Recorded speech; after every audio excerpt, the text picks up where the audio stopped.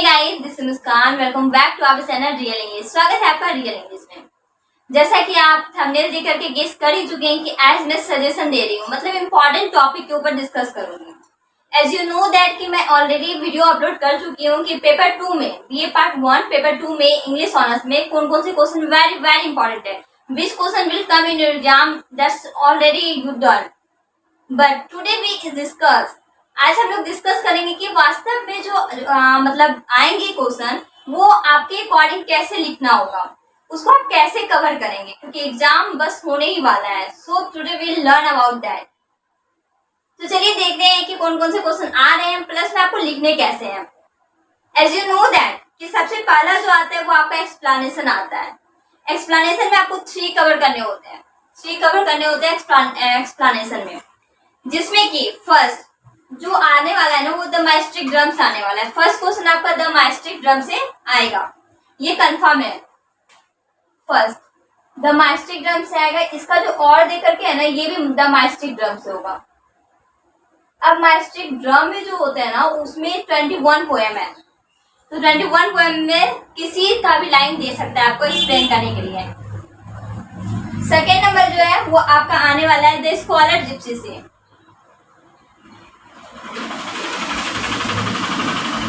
The Scholar Gipsy से आपका second आएगा, इसका भी और आपका द स्कॉलर जिप्सी ही जाएगा। फिर आएगा आपका थर्ड जो कि आपका जाएगा the rape of the lock से, इसका और भी आपका the rape of the lock से जाएगा। लेकिन 90% चांसेस है कि द माइस्टिक ड्रम से जो फर्स्ट वाला आएगा वो आएगा a slumber did my speech that. ये द माइस्टिक ड्रम में जो पोएम है, एक पोएम आता है a slumber did my speech that, उसमें ये वाला आ सकता है। 90% चांसेस है, 10% नहीं है, तो आप कवर कर सकते हैं। और रही बात इन दोनों की, ये दोनों तो कंफर्म है कि द स्कॉलर जिप्सी सेकंड वाला और थर्ड वाला the rape of the lock. The explanation आपका कवर हो जाता है इसमें, क्योंकि 3 क्वेश्चन बनाने होते हैं। अब सेकेंड जो है वो आपका आने वाला है, एज यू नो दैट कि आपके एग्जाम में सोनेट आ रहा है, that is very very important to know. तो पहला क्या करना है, आपको सोनेट को कवर करना है। सोनेट क्या होता है, कैसे होता है, ये लिखना है।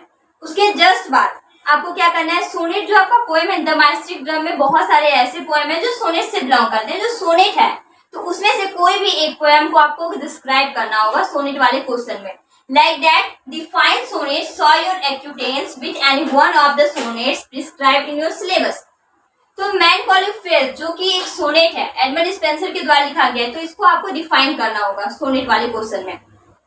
फिर है आपका आगे में क्रिटिकल एप्रिसिएशन, जिसमें कि मैंने 4 वेरी वेरी इंपॉर्टेंट बताऊंगी कि ये पोएम्स आपके एग्जाम में आ सकते हैं। उन चारों को आप कवर कर लीजिएगा। यूट्यूब में हर चीज अवेलेबल होता है, आप वहां से पढ़ सकते हैं कि इस पोएम का थीम क्या है, इस पोएम का मतलब क्या है, ये पोएम कहना क्या चाहता है, जिससे कि आपको एग्जाम में कोई प्रॉब्लम ना हो। फिर जो थर्ड नंबर आएगा वो आएगा the rape of the lock से, as a mock heroic poem या फिर उसके कैरेक्टर को डिस्क्राइब करने के लिए।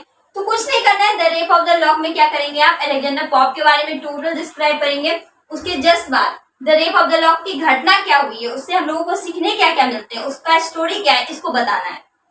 फिर है आपका द स्कॉलर जिप्सी से क्वेश्चन आता है। द स्कॉलर जिप्सी को भी as the same way define करना होगा। इसमें कुछ स्टोरी नहीं है कि इसका कैरेक्टर लिखना होगा, दैट्स नॉट इम्पोर्टेंट।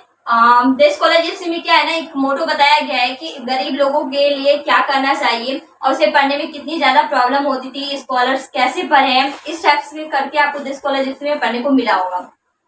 फिर है आपका describe any 2 of the example, जो शॉर्ट नोट में हम लोग प्यार से बोलते हैं, उसमें भी मैंने कुछ बताया है कि ये वेरी वेरी इंपॉर्टेंट है, जिसको आपको कवर करना है। ये जनरली थिंग्स है जो आपको याद करने होंगे।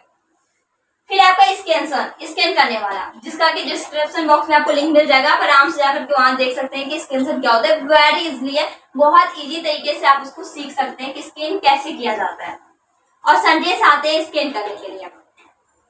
फिर है आपका 8 नंबर ट्रू फॉल्स आ सकता है, फिल इन द ब्लैंक्स आ सकता है, that's only depend on examiner. ये बस उसी के ऊपर डिपेंड करता है जो आपका क्वेश्चन एडिट करता है, मतलब क्वेश्चन बनाता है। मैं एक बार बता दूं कि जितने भी ऑब्जेक्टिव आते हैं वो आपके टोटल बुक से आते हैं, और बुक के अंदर से ही क्वेश्चन पूछे जाते हैं। डीपली हो सकता है कि डीपली पूछा जाए, और ये भी हो सकता है कि जो नॉर्मल पूछा जाता है, तो कभी कभी क्या होता है ना, सेशन बाय डिवाइडेड भी होता है कि 1-2 क्वेश्चन मैच भी कर जाता है। तो अब जितना भी प्रीवियस ईयर का गेस्ट पेपर में दिया गया है सारा ऑब्जेक्टिव कवर कर लीजिए, एक्स्ट्रा भी दिया जाता है, आप उसको भी देख लीजिए। बस इतने ही टोटल है। मुझे तो लगता है पेपर 1 से ज्यादा इजी आपका पेपर 2 होता है। बट ये सबकी थॉट होती है, सबकी सोच होती है, जो जैसा पढ़ता है उसको वैसा मार्क्स मिलता है। आई होप कि आपका बहुत अच्छा एग्जाम जाए, and if you have any doubt you can ask me on comment box. Thank you so much for watching my channel.